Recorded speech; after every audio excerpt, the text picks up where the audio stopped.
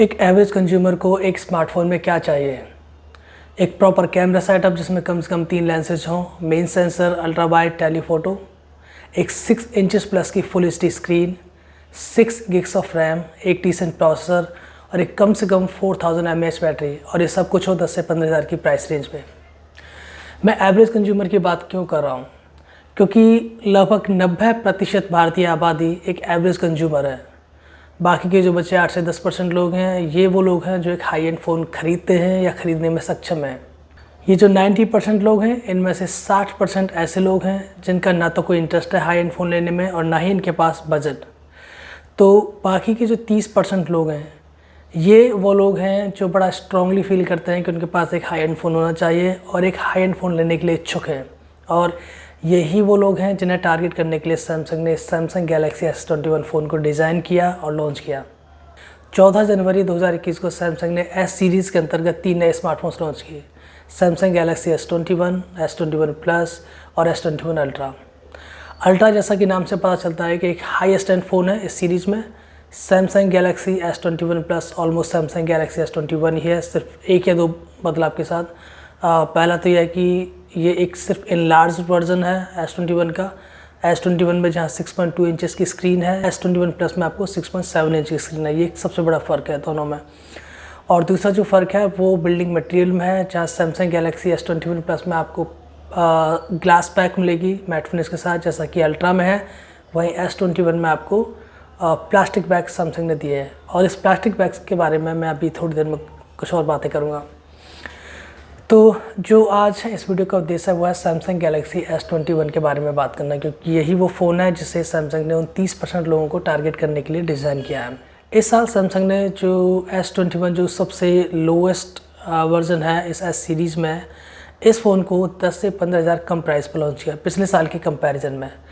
और ये price cut Samsung ने कैसे मैनेज किया, उसके पीछे दो सबसे बड़े कारण हैं। पहला, बिल्डिंग मटेरियल, जिसके बारे में मैंने अभी आपको थोड़ा सा बताया। इस बार सैमसंग ने पिछले साल की तरह नहीं, पिछले साल सैमसंग ने जो पूरी S सीरीज़ लाइनअप थी S20 सीरीज़, उसमें तीनों में एक ही बिल्डिंग मटेरियल यूज़ किया था, ग्लास पैक ग्लॉसी फिनिश के साथ। इस बार ये जो ग्लास पैक है मैट फिनिश के साथ सैमसंग ने दिया है, और ये मटेरियल आपको सिर्फ ऊपर के 2 वर्जन्स में मिलेगा, सैमसंग गैलेक्सी S21 प्लस और S21 अल्ट्रा में। जो लोएस्ट वर्जन है S21, इसमें सैमसंग ने प्लास्टिक बैक यूज़ किया, पॉलीकार्बोनेट, जो आपने पहले भी कई फ़ोनों में देखी होगी। ये जो पॉलीकार्बोनेट है, इसका सिर्फ एक ही नेगेटिव पॉइंट है, और वो है कि प्लास्टिक, जैसा हम सब जानते हैं कि उतनी प्रीमियम नहीं दिखती जितनी कि एक जो ग्लास से बना हुआ मटेरियल दिखता है। तो अगर प्रीमियमनेस एक कारण है जिस पे आप फोकस करना चाहते हो, तो वो प्रीमियमनेस शायद आपको ना मिल पाए। लेकिन प्लास्टिक बैक होने के बावजूद भी इसमें मैट फिनिश सैमसंग ने दी है, बिल्कुल वैसा ही जैसा कि S21 प्लस और S21 अल्ट्रा में। तो अगर आप ये जो प्लास्टिक बैक है सैमसंग गैलेक्सी S21 में, अगर इसे आप ध्यान से नहीं देखते हो तो इसे जान पाना उतना सरल नहीं होगा, और ये एक अच्छी बात है। प्लास्टिक के बारे में मैं आपको कुछ और बताता हूँ, अपनी जो व्यक्तिगत राय है वो भी मैं आपको बता देता हूँ। सबसे पहले तो ये कि प्लास्टिक जो ग्लास होता है उससे 10 गुना ज़्यादा मजबूत है। तो अगर आपको स्ट्रेंथ चाहिए और मजबूती आपके लिए प्राथमिकता है, तो मुझे नहीं लगता है कि ये जो प्लास्टिक बैग है इससे आपको किसी भी तरह का कोई नुकसान होगा। दूसरी बात, मैट फिनिश जो तीनों ही फ़ोनों में दी है सैमसंग ने, S21, S21 प्लस और S21 अल्ट्रा। ये जो मैट फिनिश है, इससे प्लास्टिक और ग्लास में फ़र्क करना थोड़ा सा मुश्किल है, बड़े ध्यान से आपको देखना होगा अगर आपको इस फ़र्क को समझना है तो। तीसरा, प्लास्टिक मुझे पर्सनली बहुत पसंद है, न केवल इसलिए कि वो स्ट्रांग होती है, बल्कि इसलिए भी कि उससे एक वार्म फीलिंग आती है। ग्लास से आपको एक कोल्ड फीलिंग मिलती है, एक ठंडी छूने का अनुभव होता है, लेकिन प्लास्टिक में वो जो टेम्परेचर का जो इम्पैक्ट है वो उतना तेज़ी से नहीं होता। तो जो फीलिंग है वो बड़ी सेम रहती है ऑलमोस्ट सभी वेदर सिचुएशंस में। तीसरा जो बड़ा फ़ायदा है वो ये है कि प्लास्टिक में कंपनियां कई सारे कलर ऑप्शंस दे पाती है, और वो कलर ऑप्शंस आपको S21 प्लस में भी सैमसंग ने दिया है। तो सैमसंग गैलेक्सी S21 में प्लास्टिक बैक आपको एज अ मटेरियल देखने को मिलेगी मैट फिनिश के साथ, ये एक वो बड़ा बदलाव है। और दूसरा बड़ा बदलाव जो आपको इस S21 में देखने को मिलेगा वो है स्क्रीन रेजोल्यूशन में गिरावट। तीसरा जो बड़ा फ़ायदा है वो ये है कि प्लास्टिक में कंपनियां कई सारे कलर ऑप्शंस दे पाती है और वो कलर ऑप्शंस आपको S21 प्लस में भी सैमसंग ने दिया है। तो सैमसंग गैलेक्सी S21 में प्लास्टिक बैक आपको एज अ मटेरियल देखने को मिलेगी मैट फिनिश के साथ। ये एक वो बड़ा बदलाव है। और दूसरा बड़ा बदलाव जो आपको इस S21 में देखने को मिलेगा वो है स्क्रीन रेजोल्यूशन में गिरावट। पिछले साल सैमसंग ने तीनों ही फ़ोनों में S21, S21 प्लस और S20 प्लस अल्ट्रा में क्वाड HD रेजोल्यूशन दिया था, लेकिन इस साल ये रेजोल्यूशन सिर्फ अल्ट्रा मॉडल में आपको मिलेगा। S21 और S21 प्लस में ये रेजोल्यूशन अब फुल HD पे सैमसंग ने लॉक कर दिया है। अब आप सोचोगे कि फुल HD तो उतना स्मूथ या उतना बेटर नहीं होता जितना कि क्वाड HD होता है। तो उसके प्रोज एंड कॉन्स जैसे बाकी चीज़ों के होते हैं, दोनों ही हैं। जब आप क्वाड HD रेजोल्यूशन को सेट करते हो स्क्रीन पर तो उससे बैटरी कंजप्शन बढ़ जाता है। अगर फुल HD पर रखते हो तो बैटरी कंजप्शन कम होता है। लेकिन ये बड़ा बदलाव सैमसंग ने क्यों किया? क्योंकि ये एक बड़ा ही बदलाव है। सबसे मज़ेदार बात यह है कि अगर आप एक क्वाड HD स्क्रीन को और एक फुल HD पैनल को देखें तो बड़ी सरलता से ये जो फ़र्क है आपको दिखाई नहीं देगा। अगर आपको रेजोल्यूशन में ये फ़र्क को देखना है तो इसके लिए आपको बहुत गहराई से और बहुत ध्यान के साथ देखना होगा, तब जाकर आपको ये जो फ़र्क है फुल HD रेजोल्यूशन में 1080p पिक्सल वाले रेजोल्यूशन में और क्वाड HD रेजोल्यूशन में ये फ़र्क आपको दिखाई देगा। और सैमसंग ने ये निर्णय क्यों लिया S21 के साथ?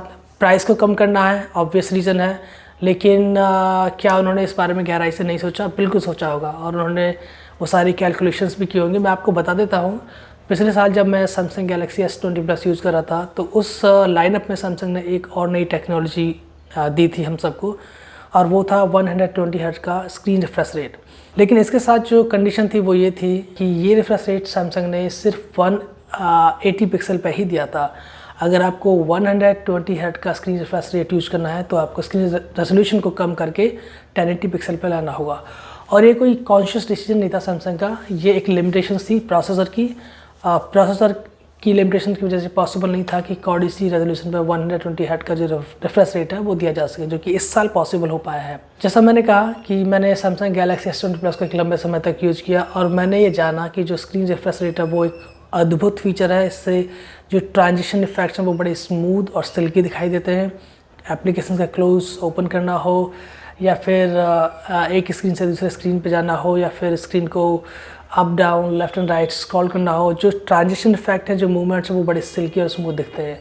और ये सिर्फ मुझे ही नहीं बहुत लोगों को पसंद आया। और उसके बाद मुझे ये बिल्कुल महसूस ही नहीं हुआ कि मैंने स्क्रीन को 1080 पिक्सल पे लॉक किया हुआ है, क्योंकि सैमसंग के पैनल में जो पिक्सल डेंसिटी है वो इतनी ज़्यादा है, शार्पनेस इतनी ज़्यादा है, ब्राइटनेस इतनी ज़्यादा है कि आपको स्क्रीन को 1080 पिक्सल पे यूज़ करने के बावजूद भी आपको लगेगा कि नहीं, कि मतलब स्क्रीन में किसी भी तरह का क्वालिटी डिफरेंस आया है। क्वाड HD से जब आप उसे 1080 पिक्सल पे लाते हो तो क्वालिटी डिफरेंस आपको बिल्कुल भी दिखाई नहीं देगा, कम से कम तब तक नहीं जब तक आप उसे बड़े ध्यान से ना देखो। तो 1080 पिक्सल से बैटरी कंजप्शन कम हो गया और दूसरा 120 हर्ट्ज़ का जो रिफ्रेश रेट है वो भी मैं यूज़ कर पाया। ये मेरे लिए बेहतर था और यही सब पॉइंट्स हैं जो सैमसंग ने बड़े ध्यान से देखे होंगे और इन पे कैलकुलेशंस की होगी कि जो चीज़ लोगों को सबसे ज़्यादा पसंद है वो है 120 हर्ट्ज़ का रिफ्रेश रेट। अगर हम 1080 पिक्सल पर स्क्रीन को लॉक रखते हैं तो उससे लोगों को कोई बड़ी समस्या नहीं होने वाली है। और जैसा मैंने कहा कि सैमसंग के पैनल्स जिस पिक्सल डेंसिटी पर लॉन्च होते हैं और जो क्वालिटी सैमसंग के पैनल्स में होती है वो इतनी ज़्यादा है कि क्वाड HD रेजोल्यूशन का होना ना होना उतना मैटर नहीं करता है। तो ये दो बड़े कारण जो मैंने अभी लिस्ट आउट किए, 1080 पिक्सल का रेजोल्यूशन और प्लास्टिक बैग, ये दो बड़े कारण हैं प्राइस कट के पीछे।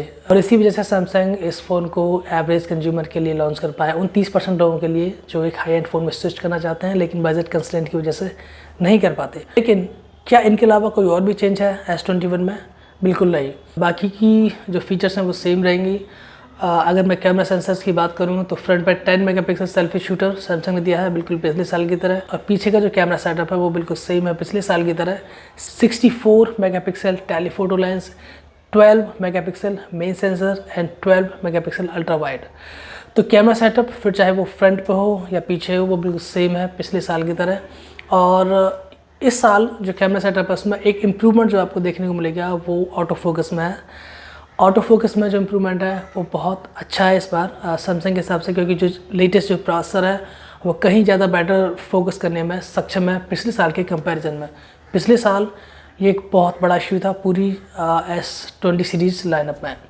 तो फोकस के मामले में इस साल आपको एक बेहतर परफॉर्मेंस मिलने वाली है। एवरेज कंज्यूमर को टारगेट करने की बात को ध्यान में रखते हुए सैमसंग ने परफॉर्मेंस में बिल्कुल भी कंप्रोमाइज़ नहीं किया। Samsung Galaxy S21, S21 plus और S21 अल्ट्रा में तीनों में एक ही प्रोसेसर सैमसंग ने यूज़ किया है। यूएस चाइना में जैसे कि हर बार वो करते आए हैं, स्नैपड्रैगन सीरीज़ का लेटेस्ट प्रोसेसर 888 जो कि 5 नैनोमीटर फैब्रिकेशन से तैयार किया गया है, और बाकी की दुनिया में उनके अपने खुद की in house design and develop processor Exynos series के 2100 जो लेटेस्ट है 5 नैनोमीटर प्रोसेस पर तैयार किया गया है। तो ये प्रोसेसर दोनों ही बड़े कैपेबल हैं, और इस बार एक्जिनोस प्रोसेसर में काफ़ी परफॉर्मेंस इम्प्रूवमेंट भी आपको देखने को मिलेगा स्नैपड्रैगन के कंपैरिजन में, जो कि पिछली बार तक नहीं था। और ये एक बड़ा कंसर्न था कि बाकी की दुनिया में जो वो अपने एक्जिनोस सीरीज़ के जो प्रोसेसर देते आए हैं वो क्वालिटेटिवली उतने एफिशिएंट नहीं रहे हैं जितना कि स्नैपड्रैगन सीरीज़ के प्रोसेसर है। लेकिन इस साल जो प्रोसेसर उन्होंने लॉन्च किया है 2100 सीरीज़ में कई गुना ज़्यादा क्वालिटी एंड परफॉर्मेंस जब आपको देखने को मिलेगी, जो कि नेक एंड नेक जाती है स्नैपड्रैगन सीरीज़ 888 के साथ में। और इन दोनों प्रोसेसर के कंपैरिजन में मैं एक वीडियो भी बनाने जा रहा हूँ जो मैं बहुत जल्दी अपलोड करूँगा। तो अगर आपने इस चैनल को सब्सक्राइब नहीं किया है तो प्लीज़ सब्सक्राइब करें और बेल आइकन पर क्लिक ज़रूर करें, जिससे कि जैसे ही मैं वो वीडियो अपलोड करूँ उसके बारे में आपको पता चल जाए। प्रोसेसर सेम है, इसका मतलब ये है कि जो परफॉर्मेंस है आपको वो टॉप नॉच मिलेगी इस S21 सीरीज़ से। 8 GB रैम आपको इस फ़ोन में सैमसंग ने दिया है, तो 8 GB रैम के साथ लेटेस्ट एंड ग्रेटेस्ट सैमसंग की तरफ से 2100 सीरीज प्रोसेसर, जब ये कॉम्बिनेशन आपको S21 में मिलेगा तो परफॉर्मेंस बड़ी स्मूथ रहेगी, इसमें कोई भी आपको डाउट नहीं रखना है। अगर आप हाई रेंज पे जाते हो जैसे कि S20 अल्ट्रा पे, उसमें ये जो रैम ऑप्शन है, ये दो रैम ऑप्शन हैं 12 GB and 16 GB। Samsung Galaxy S21 ultra के ऊपर मैंने एक डेडिकेटेड वीडियो बनाई हुई है, उसका लिंक डिस्क्रिप्शन में दिया हुआ है। अगर आप उसके बारे में और ज़्यादा जानना चाहते हो तो वो वीडियो आप उस लिंक पे जाकर देख सकते हो। तो परफॉर्मेंस में कोई गिरावट नहीं है, रैम ऑसम है, full HD screens, plastic bag, इन चीज़ों के साथ जो प्राइस कट सैमसंग ने मैनेज किया है जैसे 15,000 का, और उसके साथ जो डील्स आपको मिलती हैं, एक्सचेंज ऑफर्स, इंस्टेंट डिस्काउंट्स और डेबिट कार्ड्स, तो जो ओवरऑल प्राइस है वो लॉन्च के टाइम में काफ़ी कम हो गया था। और हर गुजरते महीने के साथ जो प्राइस में जो गिरावट होती है जनरली, उसके साथ ये जो फ़ोन है बहुत ल्यूक्रेटिव आपके लिए बन जाता है, खासतौर से उन 30% लोगों के लिए। तो यही सब है इस वीडियो में जो मैं हाईलाइट करना चाहता था, जिसके बारे में मैं आपको बताना चाहता था। थैंक यू सो मच, आप सबका बहुत धन्यवाद ये वीडियो देखने के लिए। And please subscribe the channel, इस चैनल को ज़रूर सब्सक्राइब करें, और वो चीज़ें जो आप पॉइंट आउट करना चाहते हैं उन चीज़ों के लिए आप कमेंट्स ज़रूर करें, ताकि मैं इन चीज़ों पर ध्यान दे सकूं। आप सबका फिर से बहुत धन्यवाद ये वीडियो देखने के लिए। मिलते हैं अगली वीडियो में।